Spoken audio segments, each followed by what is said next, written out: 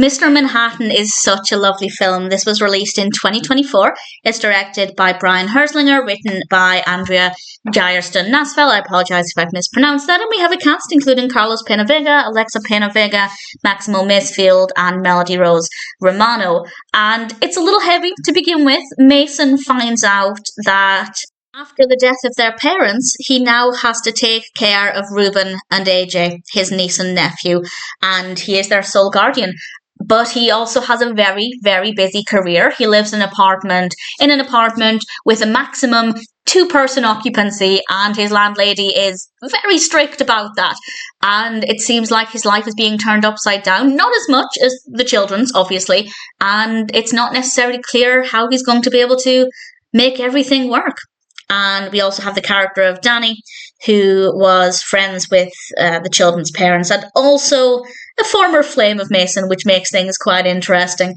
And she agrees to help out, but he is their sole guardian. He takes the children to live with him. And straight away, there are so many obstacles to overcome. And I won't say what role Dani plays in the family's life, but I think the character brought something really great to this. It's moving, it's heartwarming. There is a religious aspect to it. And if you are religious, like me, you'll really enjoy that. But it's not so in your face.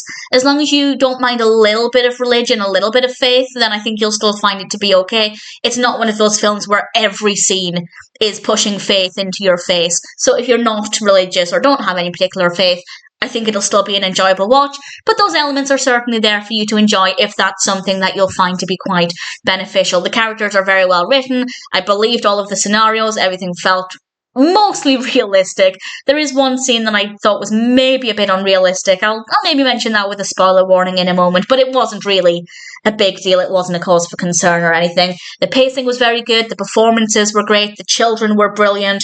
And in general, it ticked all of the right boxes. It's emotional, but not too heavy. It's a really beautiful story, very uplifting with some heavier moments to make. Well, I cried a couple of times, put it that way. And in general, no complaints. Mr. Manhattan is a beautiful story, very, very well done with some great characters and performances. And ultimately, I'm very happy to recommend it. I will tell you the one bit that I thought felt maybe a tiny bit unrealistic, but nothing too severe. And maybe I'm wrong. Maybe it would play out like this. But it's the scene. So this is a spoiler for something that happens. It's not a big spoiler, but nevertheless, it's the scene where they're at the park, the children are at the park, and Mason is off to the side interviewing potential nannies.